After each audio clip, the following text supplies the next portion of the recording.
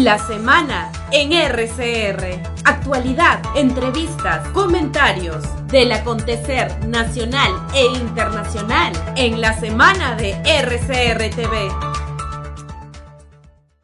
Seguimos en la semana a través de RCR, Red de Comunicación Regional. Estamos transmitiendo desde nuestra multiplataforma. Estamos ubicados en Lima, ciudad capital de la República. Nuestro agradecimiento a las estaciones de radio, estaciones de televisión que nos permiten ingresar con la señal de RCR a distintos puntos del territorio nacional. Ya se incorpora a nuestra mesa de trabajo Carlos Cabrera. Buen día, Carlos, ¿cómo estás? Buenos días, José. Un saludo cordial a nuestros amigos que esta hora están en nuestra sintonía.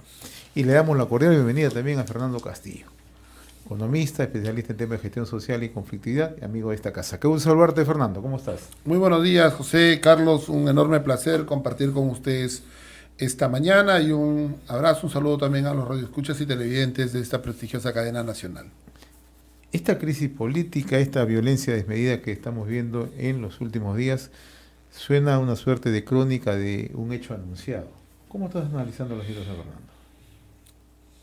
Vamos de atrás para adelante, ¿ya? A ver, ¿qué tenemos hoy? Hoy tenemos, pues, el presidente de la Cámara de Comercio de Arequipa anunció que Arequipa tenía 80 millones de soles de pérdidas diarias.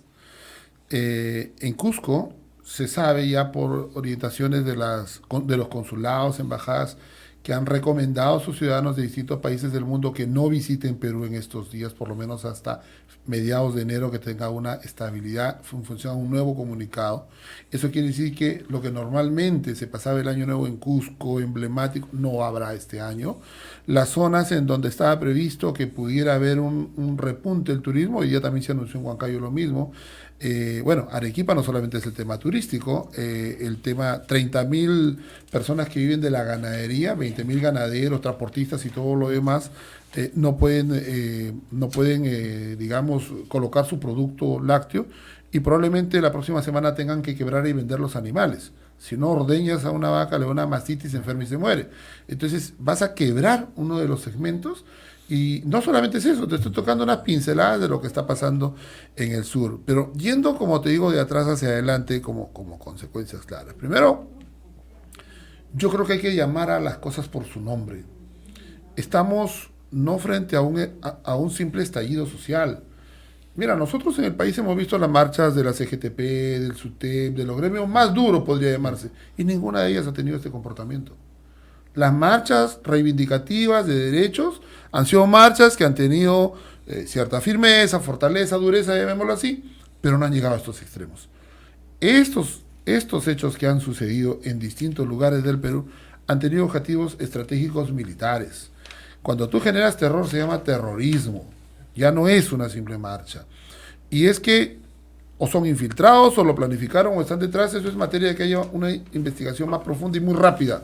Pero lo real es que un comunero no va a cerrar, pues, la estación de gas de Camisea, sabiendo que el Perú 55% de su energía proviene del gas, y que un día que no tengamos gas en el Perú le significa 350 millones de dólares de incremento de producción de generación eléctrica, porque tiene que ir a diésel o cualquier otra, sabiendo que en ese momento las centrales hidroeléctricas no tienen la cantidad de agua para generar energía.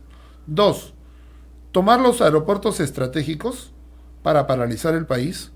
Y sobre todo, los aeropuertos que han sido invadidos han buscado no hacer una manifestación normal, que se sientan en la pista o bloquean la entrada, no. Han ido a las estaciones de balizaje, han ido a las estaciones de iluminación, luces especiales, equipos de control, a destruir cosas que se sabe que su reposición puede tomar entre 7 y 8 días. Esos, mi querido José, son objetivos militares, son objetivos terroristas. Nosotros hemos tenido en la época, yo tengo 53 años y me acuerdo cuando tenía 15, 16, Sendero Luminoso volaba las torres de alta tensión. Y te agrego otro objetivo más: Ministerio Público, Poder Judicial. Por supuesto, y no solo eso, cada hora que pueden están quemando una caseta, un peaje, lo que sea, porque eso históricamente ha sido considerado como un posesionamiento territorial.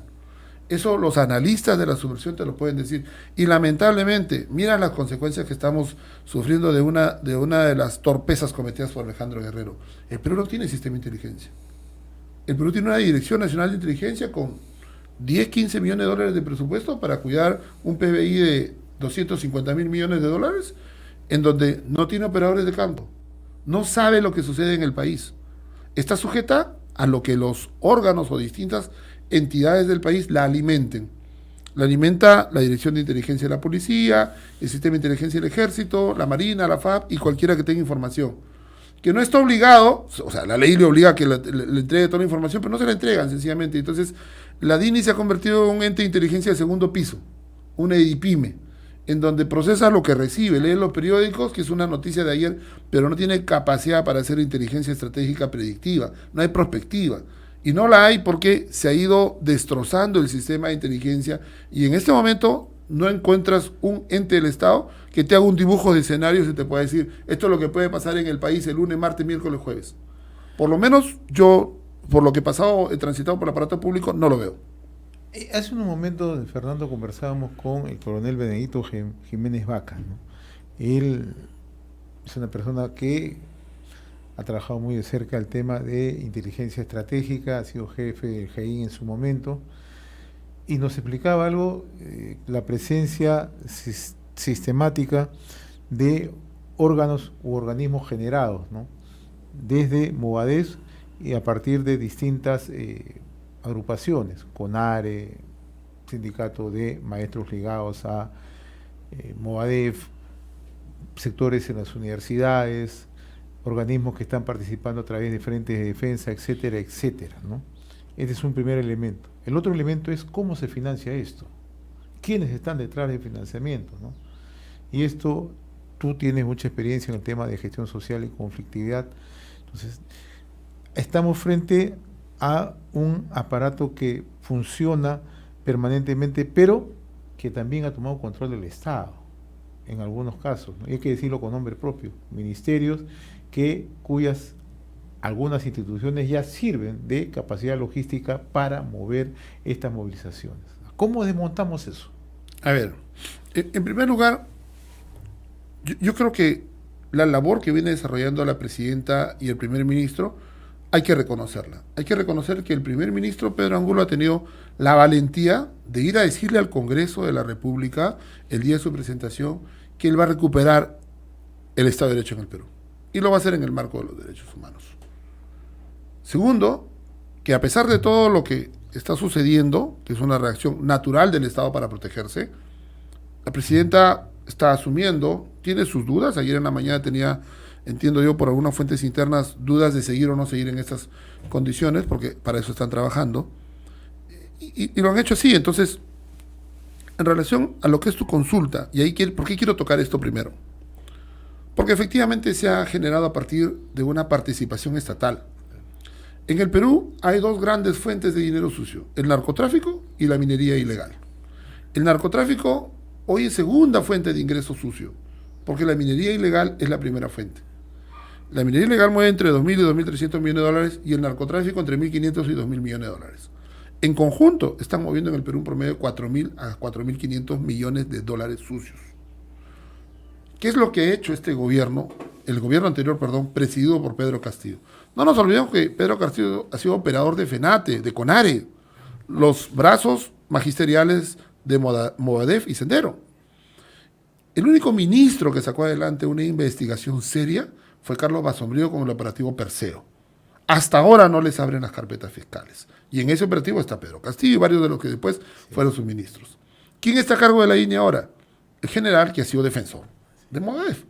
Entonces, cuando ves que Bermejo va al BRAE, junto con otras autoridades políticas del país, y anuncia el desmantelamiento de las bases subversivas y las bases que tenían que ver de lucha contra el narcotráfico, eso tiene un costo, José, y están pagando ahorita.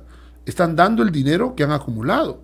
O sea, 40, 50 camionetas Toyota Hilux de $45,000 cada una cargando gente hacia Lima, ¿es gratis? No, están pagando esa factura. El tener Chala bloqueado varios días, y que han volado un cerro para bloquear la carretera con dinamita de los mineros ilegales, es parte de esos acuerdos políticos de haber pospuesto eternamente prácticamente el tema de la formalización, a pesar de todos los cientos de daños ambientales que ocasiona. Esto tiene dos brazos operativos y bueno, eso hay que atacarlo fuerte. Y por eso hice mi primera intervención en el sentido que es urgentísimo reforzar o volver a convocar a los hombres de inteligencia que tuvieron la capacidad para manejar eso en su momento. En este momento no la hay, Por lo menos formalmente no la hay, porque con el caso del general que tiene a cargo Barrantes, si no me equivoco, bueno, sencillamente no lo va a hacer. No lo va a hacer.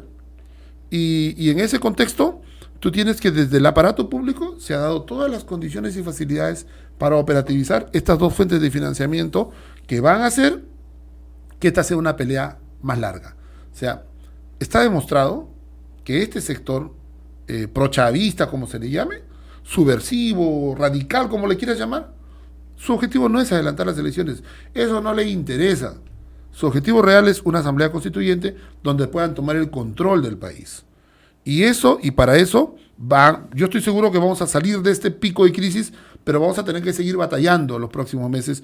Y para eso, yo saludo que el día de ayer ha habido en varias ciudades del Perú marchas por la paz, marchas y levantamiento de la voz de todas aquellas personas que sí creemos en el sistema democrático, que queremos un país distinto, un país laborioso, trabajador, creciente, pujante, que elimine la pobreza no con bonos, sino con empleo. Y para eso se necesita inversión, para eso se necesita seguir generando las condiciones que por hoy están en una situación algo compleja, ¿no?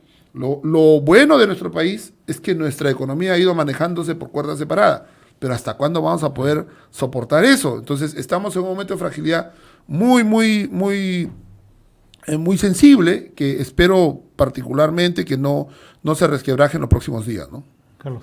Bueno, yo concuerdo con lo que dice Fernando, pero quisiera mirar un panorama que hemos estado discutiendo, no discutiendo, sino tratando de configurar por los acontecimientos que ha habido durante esta semana. Y lo que encontramos es efectivamente que estamos frente a una insurgencia. Para nosotros sí, por ejemplo, desde el punto de vista de la copia de la información, de toda la conexión que tenemos con las regiones y todo, entonces nos damos cuenta que este es un enfrentamiento ya abierto. O sea, a diferencia de los años 80 y 90, en los cuales se generaban atentados, se generaban una serie de hechos planteados desde el Sendero Luminoso y el MRTA, las dos organizaciones terroristas que declararon la guerra al Estado. Entonces, eran pues subrepticias, ¿no? Los coches bombas, de sorpresa, en las noches, en las madrugadas, pero ahora nos encontramos con que en realidad se están enfrentando a las fuerzas del orden de manera abierta, directa, como dicen, a cara descubierta. Entonces, si nos vamos a un operativo terrorista, ¿no?, clásico, como lo acostumbramos a ver antes, creo que no estamos frente a ese fenómeno, sino estamos frente a una realidad distinta, ¿no?, y donde hay otras herramientas, otras cosas, como por ejemplo la comunicación, de que han evolucionado la tecnología y la comunicación, que dan un cariz diferente a este tema. Visto desde este punto de vista, entonces es cuestión de ir atando cabos. Por ejemplo, pocos días antes de las elecciones hubo una matanza en el Brain, ¿no? Y la facción que está allí, los remanentes del Sendero Luminoso, que están vinculados más al narcotráfico ahora, salieron a reivindicar este hecho. ¿Quiénes sencillamente lo pasaron por agua tibia? En ese momento estaba el presidente Sagasti. En ese momento están los operadores políticos que estaban manejando esa campaña y que no querían levantar mucho polvo para no perjudicar la candidatura de Pedro Castillo. Y muchos de los que ahora se rascan las vestiduras diciendo cómo es posible este enfrentamiento, hay que buscar la paz, que las Fuerzas Armadas se excede, en ese momento ellos ayudaron a tapar toda esta situación. Y no nos olvidemos, si nos vamos un poco más atrás, ¿no?, ¿cuál era la principal fuente de financiamiento que extendía Sendero Luminoso, el MRTA, y por qué estas dos agrupaciones de terroristas, eso también no se conoce mucho, se disputaban territorios, pero a sangre y fuego, ¿no?, donde existía la actividad de narcotráfico? Su fuente de financiamiento era el narcotráfico, ¿no?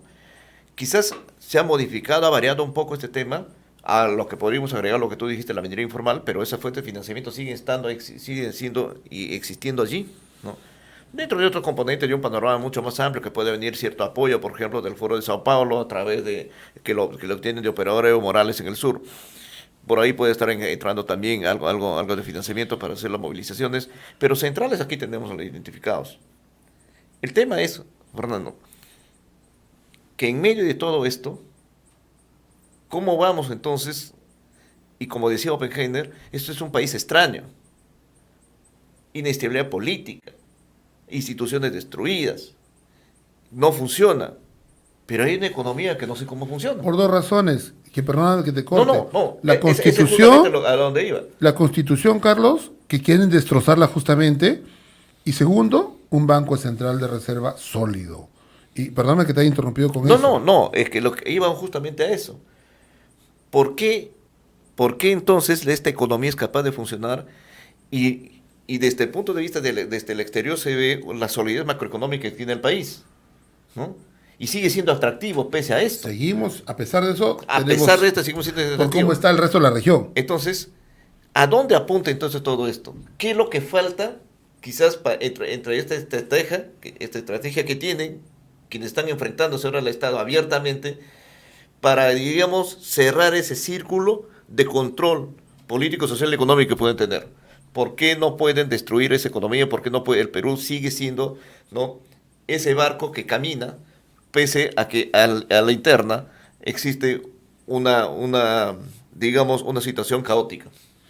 Fíjate, Carlos, los analistas de inteligencia que trabajan temas hemisféricos, tú sabes que, por ejemplo, países como Canadá, Estados Unidos tienen unidades de inteligencia para ver temas globales, ¿no? Yo participé en una oportunidad, en un ejercicio de esto de analistas de distintos puntos del mundo para el gobierno canadiense, y ellos revisan qué es lo que sucede en cada país y cuáles son los orígenes, las causas verdaderas para poder atenderla o atacarla cuando esto fuera necesario y tuviera que ser una amenaza para su país. Mira lo vital de contar con una unidad de inteligencia que no es espionaje, inteligencia es para analizar. Lo que ellos lo llaman la defensa preventiva. La defensa preventiva.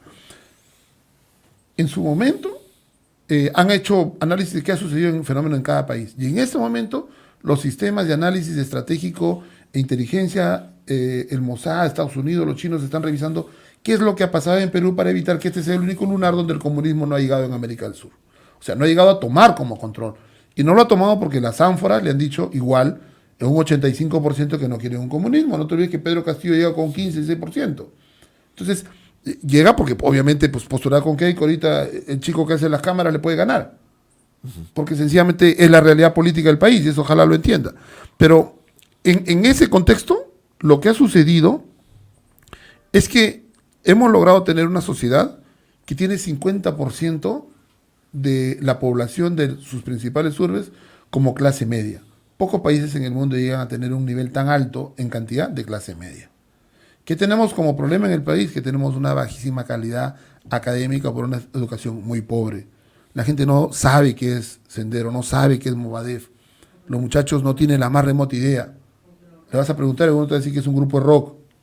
Y eso hace que internamente se relativice muchas de estas cosas que estamos tocando. En ese contexto, nuestro país ha logrado demostrar que los peruanos siempre han sido más grandes que los problemas. El Perú siempre ha sido más grande que sus problemas. Y en ese contexto, nuestra constitución política del Perú, nuestro Banco Central de Reserva muy sólido que hemos tenido, las decisiones macroeconómicas, el sostenimiento del modelo, a pesar de haber tenido 5 o 6 presidentes, el modelo ha continuado vigente y se ha seguido, que está para oxigenarlo, por supuesto, que hay que cambiar algunas de las cosas de la Constitución, por supuesto, pero estas organizaciones radicales no quieren cambiar temas de la Constitución, quieren poner una nueva Constitución y no han presentado ninguna iniciativa para eso, en relación a este tema. En relación al segundo punto, lo que tocaste, Sagasti, esto viene más atrás. Lamentablemente lo inicia Martín Vizcarra. Y aquí sí lo con nombre y apellido propio. Una actitud farisea frente al país. El poblador de a pie en el mundo rural se ha acostumbrado a bloquear una carretera y siente que está en su derecho. Yo recuerdo en una oportunidad, en esa gestión, uno de los líderes, de los dirigentes de un presidente de la comunidad de Fuerabamba, en Las Bambas, en estado absolutamente etílico, atropelló a un policía. ¿Y sabe qué hicieron de acá de Lima? Lo llamaron allá a pedirle a los órganos de gobierno que liberen al señor porque estaba en un proceso de diálogo y podía afectarse el diálogo.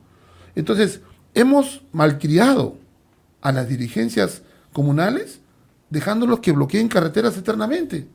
La empresa Sauder ha pasado 55 días bloqueado. En cualquier otro lugar del mundo lo desalojas al día siguiente. Porque por encima del interés particular está el interés colectivo. Eso está en toda norma global, en toda norma de todo país. Lo que pasa es que acá no se ha cumplido. Entonces, sistemáticamente el Estado ha venido alimentando la percepción y el conocimiento y la costumbre. El mundo comunal es un mundo consuetudinario, es un mundo de costumbre. Aquí en la ciudad la gente le pregunta qué es la Constitución, no sabe, por ser en el campo. Y entonces, el hecho de tener los gobiernos de Vizcarra, Sagasti y luego ya Pedro Castillo, entonces se ha formalizado y se ha normalizado el hecho que las carreteras estén bloqueadas. Mira el corredor del sur. Desde que Las Bambas empezó a funcionar el año 2016, hacia acá van 6 años. Los bloqueos ya pasan los 600 días acumulados. Es casi 2 años. Y entonces hay que ponerle una medalla a esa empresa que quiere seguir trabajando en el Perú, porque sencillamente el mismo Estado ha permitido. Yo saludo, repito, eso no quiere decir que digamos esto, no tengamos nosotros el ánimo, como le llaman, represivo, ¿no? Que esa no es la palabra adecuada, sino es el recuperar el orden público. El hecho que el primer ministro haya mantenido de forma férrea, firme, el hecho de tener un estado de emergencia. Ayer escuchaba yo a Vitocho, escuchaba a Cheput mencionar pues que obviamente estaba bien que se hagan los cambios, que ojalá que Otárola sea el premier. Otárola ha sido el primero que se ha opuesto al estado de emergencia. Y eso me lo han comentado 2 amigos que son ministros por mi trayectoria en el estado, los conozco. Y además ha tenido la capacidad de cesar a los prefectos y prefectas regionales. Ipso facto, ha limpiado la PCM, el día siguiente lo sacó a Noblecilla, que es el que tuitea por Pedro Castillo. Entonces, el tema es que, efectivamente, yo sí creo que deberíamos mostrar también actitudes sólidas de parte de la presidencia de la República. Yo creo que el señor Premier está haciendo una excelente labor, vamos a respaldarlo. Va a haber quejas, sí, pero tengamos en cuenta que estamos defendiendo el país en este momento. Ya no es un tema de un bloqueo simple. No va al caso, pero mira, hay actos delictivos, mañana saltas un banco y hay 4 muertos en la balacera. Es producto que está enfrentándose con la policía. Hemos visto en los videos que hay fabricación de bombas Molotov, requisamiento de armas, pistolas, revólveres, armas de largo alcance. Todo está presentado. Tenemos 350 policías heridos. Tenemos 4 o 5 de los fallecidos producto del bloqueo, que han sido niños que no han podido llegar a su atención, que tenían que ver en ambulancias o en lo que sea. Y entonces, eso, ¿cómo se llama? Eso tiene nombre y apellido. Es una acción contra el Estado. Y lo que está haciendo el Estado es defenderse y defender a los demás peruanos. Pero lo que vemos, Fernando, abiertamente, como te dije, frente a un tema que podríamos calificar, así como calificamos, por ejemplo, el terrorismo y todo lo demás, ¿en qué situación estamos? Para nosotros, como te digo, estamos en una situación insurgente, liderado por Movadef, con Sendero Luminoso, y con una reactivación de las bases del MRTA, porque eso de Pichanaki, por ejemplo. Claro. Algunas bases que ya son conocidas, pero la MRTA, se han reactivado en función, por ejemplo, a los frentes de defensa, en función a los comités de lucha y una serie de organizaciones autogeneradas, pero con esa orientación y bajo ese concepto y ideológico. El apoyo del Estado, porque en los últimos 17 meses del gobierno pero por supuesto, entonces Pedro Castillo, muchas organizaciones del Estado, de los sectores del ministerio, han estado... Ahí donde vamos. Entonces la otra tarea inmensa que tiene en este momento es hacer ese desmontaje que ha dejado Castillo de copamiento de todo el Estado. Todo el Estado, o sea, y por sectores, ¿no? Porque era sabido, por ejemplo, que Vladimir Cerrón manejaba el Ministerio de Salud. Entonces, ¿cuántos recursos tienen ellos tienen acumulados para sostener esta ofensiva, esta actitud frontal frente al Estado, ¿no? Para llevar adelante en función de sus objetivos? Lo que ha estado manejando el Ministerio de Educación, ¿no? Y eso ha sido al FENATE, ¿no? Que ha fortalecido todas sus bases a nivel nacional con la finalidad. Lo primero que hicieron fue reconocer su propio sindicato. Por supuesto que 29 de julio, primera medida, reconocer su sindicato. Y eso fue Iber Maraví en el Ministerio de Trabajo. Así es. ¿no? Así que, ahora está de activista en Ayacucho. Es un plan. Entonces, la pregunta así sencilla para conversar, Fernando, es ¿qué actitud entonces, qué papel está reservado para las Fuerzas Armadas? ¿Qué cosas son las Fuerzas Armadas y las Fuerzas Policiales en una situación como esta? Entonces, ¿qué cosa es lo que se le está pidiendo entonces al Estado? ¿No? Que simple y llanamente deje pasar, ¿no? Abra las avenidas, como decía, y que se vayan de frente a tomar Palacio de Gobierno y sentarse allí a instaurar una La dictadura del proletariado. la dictadura, exactamente. Eso es entonces lo que tenemos que hacer. En una sociedad democrática eso es imposible. Por eso es que ha habido, por eso, no sé cómo tú lo entiendes, ha habido esa reacción, por ejemplo, de la comunidad internacional. Todo el bloque europeo ha respaldado al gobierno constitucional, ¿no? Estados Unidos, Canadá, Brasil, y ayer veíamos al Papa respaldando a la presidenta de Dina Boluarte a través de una carta que envió y que fue entregada por la secretaria de la Conferencia Episcopal en una reunión que han tenido entonces con sectores de la iglesia para empezar a manejar algunos espacios de diálogo. Entonces, ¿cómo entendemos, cómo entonces, qué cosa entonces significa, ¿no?, esta respuesta que está dando el Estado frente a esto? ¿Y qué cosa significa también, por ejemplo, estos chantajes a lo que vemos y el comercio bien está editorializando hoy día, y coincidimos con lo que editorializa, frente a las actitudes, por ejemplo, de esas organizaciones izquierdistas y que intentan en todo momento, ¿no?, buscar obstáculos para decir una cosa en las redes sociales y en sus discursos, pero hacer otra cosa cuando tienen que tomar decisiones? Voy a empezar por el tema de estos 4 países que sacaron su carta, deja tocar el tema internacional. Lo inmediato que tenía que haber hecho Cancillería es llamar en consulta a nuestros embajadores. Lo inmediato. En cuanto... Pero la presidenta le llamó en consulta a Manuel Rodríguez Cuadros. Claro, y Rodríguez Cuadros, ¿no?, y Chuquiruna terminan diciéndole esto: no hagamos eso, que son países amigos.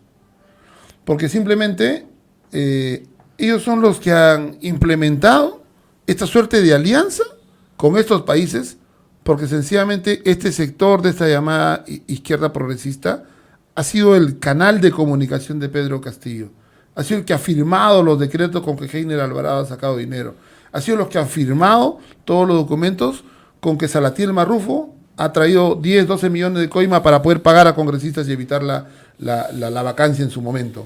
O sea, todo esto lo ha hecho el mismo Estado, y por eso es muy importante que tengamos ahora sostener a este Premier, que hay muchos que lo quieren sacar de en medio. No nos olvidemos que la participación de Alberto Tálara ha sido en el gobierno de Ollantumala, donde la caviará tenía el control total.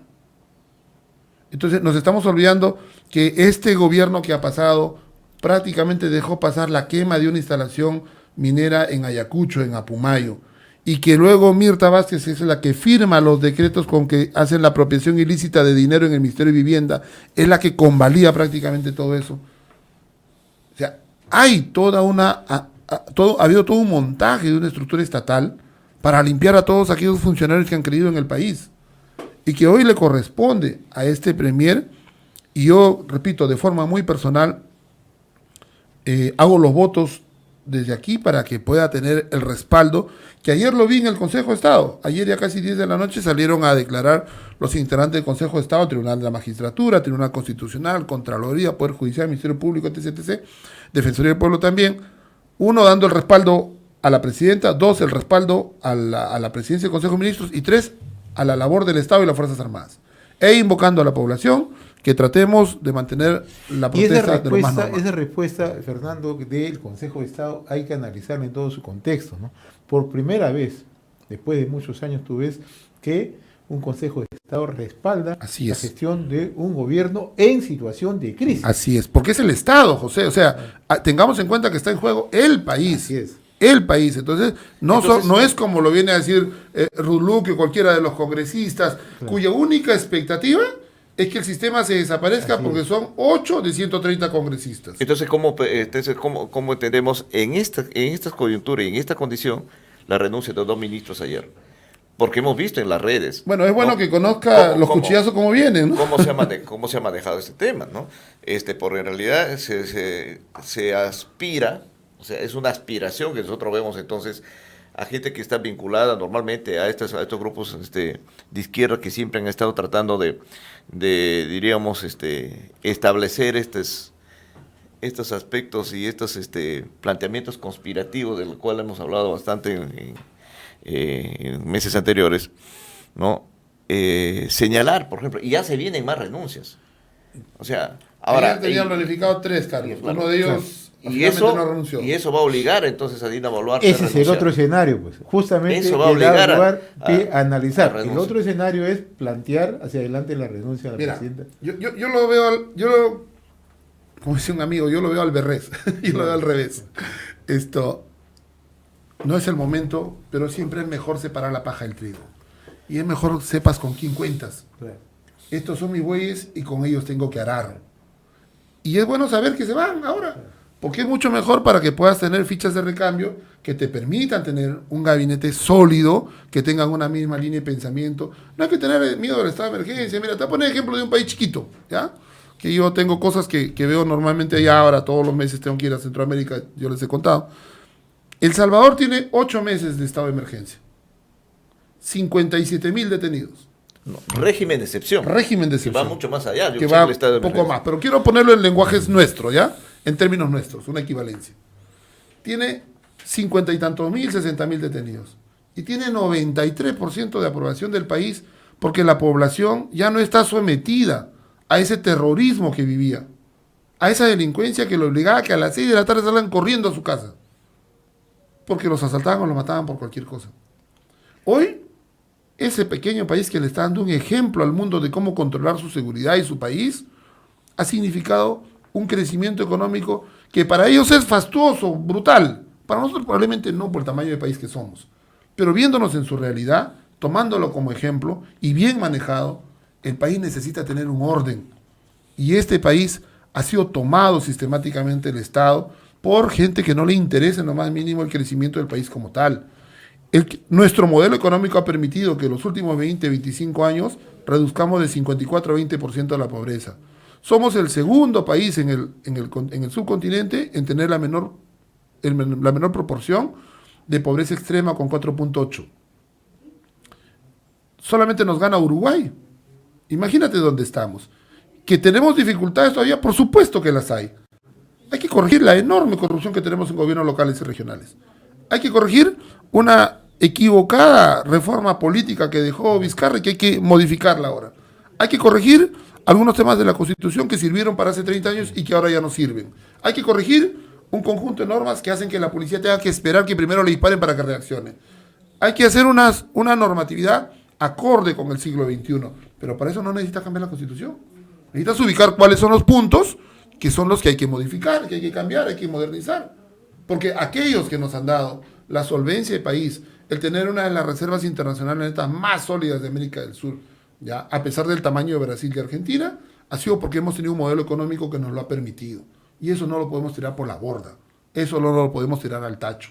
Eso hay que cuidarlo, hay que protegerlo. Y para eso están los entes constitucionales con la administración y el monopolio de la fuerza, que todo Estado lo tiene y lo administra. Y eso da lugar a echarle una mirada como país, ¿no? ¿Cómo es que se ha ido construyendo en los últimos años, ¿no? Un país, como lo apuntaba Carlos hace un instante, en medio de toda esta crisis, en medio de toda esta turbulencia, con una solidez, ¿no? Y ahora nos enfrentamos a un problema donde dependemos, ¿no?, de un Congreso que muchas veces, o sea, está más sometido a sus propios intereses, ¿no? Ese es otro Siempre gran ha sido problema. así. O sea, a ver, cuando escucho y el Congreso tiene sus propios intereses, lo ha sido, mi querido José, hace 5.000 años en Roma, lo es ahora y lo será Así es. siempre. El tema es cómo tenemos los mecanismos Así es. institucionales para evitar que esos intereses se superpongan a los Así globales. es. O sea, los congresos en el planeta entero responden también a un Exacto. conjunto de intereses sanos o perjudiciales, pero responden. Congreso en Estados Unidos tienes el representante de los astilleros, el señor va a defender a los astilleros. Tienes el representante pues de los comerciantes de frutas, de los maiceros, de los agricultores, va a defender a su sector. Más bien acá es donde no tenemos parlamentarios que defiendan a verdaderos sectores representativos del colectivo ciudadano. Defiende cada uno lo suyo, ¿no? Claro. Y eso también está mal. Pero no nos olvidemos de algunas cosas, ¿ah? Este Congreso tiene y ha hecho y se ha comprado toda la rifa para ser destituido. Pero hay 3 o 4 cosas que reconocerle. Primero, que ha protegido la Constitución. La ha cuidado. A sangre y fuego y la ha cuidado. Y ha sacado normas para protegerla. Segundo, ha protegido a nuestros niños. nuestros niños ahorita estuvieran con el tema de las currículas educativas, en donde se le ha pretendido imponer la ideología de género. Y se ha aplicado normas en donde los padres de familia ahora podemos intervenir en la formulación de la evaluación, formulación y supervisión de la currícula con que nuestros hijos van a estudiar. Tercero, ha evitado que las universidades sean empujadas hacia un control político del Ministerio de Educación, activando nuevamente el lugar que debía tener la SUNEDU. Y entre otras cosas que son estructurales que han permitido, de alguna manera, evitar que el país se siga yendo más al barranco. Que han hecho cosas deplorables, pero por supuesto que merecen irse también, eso está claro. Pero no dejemos de reconocer que nuestra Constitución la ha sabido proteger el Congreso. Muy bien, Fernando. Como siempre, yo te agradezco por la amabilidad de haber compartido esta invitación de RCR, Red de Comunicación Regional. Mi querido José, siempre es un gusto conversar. No vamos a coincidir siempre con diversos amigos o lo que fuera. Esto a veces decir de las eso cosas, se trata, ¿no? Porque las cosas por su nombre se ocasiona. No, de eso se trata, justamente, ¿no? De ir estableciendo alcances, posiciones, ¿no? En una situación tan complicada como la que vivimos, ¿no? Sí, los peruanos debemos estar unidos alrededor de quienes hoy están conduciendo el país. Yo comparto absolutamente lo que el Consejo de Estado ayer ha mencionado, ya muy tarde. Entiendo que iba a haber un mensaje de la nación hoy día. Esperemos que sigan siendo noticias alentadoras y seguir muy sólidos y pensando en que por encima de nuestros problemas siempre tendremos un Perú capaz de superarlos. No, en realidad, te digo, Fernando, que siempre habrá, ¿no? Margen para pedir un poco más. Y nosotros los escuchamos. Y vemos, pues, los opinólogos que salen en grupo, ¿no? Y ahora ya están empezando a aparecer algunos representantes, activistas de la izquierda, que han estado, que habían desaparecido, que han estado mudos durante toda la gestión de Pedro Castillo.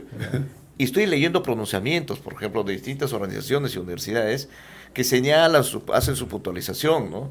Por ahí dicen, no, la famosa frase, condenamos la violencia, venga de donde venga, pero, ¿no? Y ahí viene la disquisición, ¿no? Al final terminan condenando la violencia de la derecha, ¿no? Porque de su lado, Carlos, ellos no Pedro catalogan Castillo tuvo 22 muertos en una protesta y estuvieron en silencio. Sin embargo, te digo otra cosa, ¿no? Da que pensar que esos pronunciamientos excluyen absolutamente, y uno más ya, como dicen los chicos, con roche, ¿no? El tema de la corrupción. Que ha sido el principal detonante de todo Este es el tema de la corrupción. Mira. O sea, temen que se asocie, ¿no?, a la posición de los guardianes de la moral pública que se autodenominaron en su momento, ¿no?, con el tema de la corrupción. Pero te estoy comentando que Mirta Vázquez es la que afirmaba el decreto supremo que le da el dinero sucio a Heiner Alvarado. O sea, el dejar que Heiner Alvarado, Salatil Marrufo conduzcan el sector. El equipo que trabajaba con Juan Silva mencionó que a él le había costado $1 millón ser ministro. Ese era el pago que había que pagar en efectivo para que el presidente lo mantenga a Juan Silva como ministro. Esto es lo mismo que ha dicho Marrufo. Yo estoy pagando 100.000 soles mensuales para que Heiner continúe como ministro. Es que todos los cargos, según estos colores eficaces, tenían un precio. Claro. Lo único que faltaba que pongan allí, ¿no?, en cada escritorio, cuánto costaba ese cargo, ¿no? O sea, como que ir a una tienda con vitrina y ves la etiqueta y dices, bueno, este cuesta tanto, este otro tanto, a ver qué me llevo, ¿no? Y qué capacidad tengo para pagar y qué tengo para adquirir. Eso se ha convertido en el sector público. Pero fíjate porque nos hablan, por ejemplo, que tal jefatura costaba 50.000 soles. En lo otro costaba 100.000. Sí. En la jefatura de los registros públicos. De jefatura de inteligencia costaba 200.000. Sí, el registro público, el mismo Marrufo dice, yo he pagado 50.000 soles porque nosotros necesitábamos que el jefe nacional de registro público sea un equipo nuestro. Entonces, toda esa argamasa corrupta que había allí, por primera vez, no por primera vez, sino que excepcionalmente en esta oportunidad, ha sido expuesta en toda su magnitud. Descarnada, ¿no? Totalmente descarnado, ¿no? Y hay quienes siguen sosteniendo, por ejemplo, que el presidente Castillo ha sido manipulado, ¿no? Ha sido engañado, ha habido un entorno que lo secuestró y un poco más dicen, la vendó los ojos, la agarró de la mano para que firme esas cosas tan aberrantes que hemos visto y que ahora se están revelando. Entonces, estamos en una situación así y ahora, frente a este tema, de esta masiva destrucción que se ha hecho del Estado, entonces creen los estrategas, ¿no?, de Sendero, los estrategas del MRTA, los estrategas que están volviendo nuevamente, que es el momento entonces para sentar las bases de otra vez del enfrentamiento y someter al país a un baño de sangre con el objetivo de tomar el poder por los métodos violentos. Sí, sí, eso hay que tenerlo claro y comparto absolutamente contigo el hecho de no dejar, no perder de vista esto. Y no es esto, fíjate. El fiscal Juárez Atoche, hace 2 semanas, acaba de por fin cerrar la investigación de la situación del expresidente Vizcarra. Ya inicia el pedido de 34 años de prisión. Y ayer, Ya.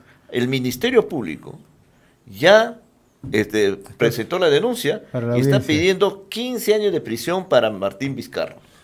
Ese en otro caso. Pero al margen de eso, ¿qué quería decir?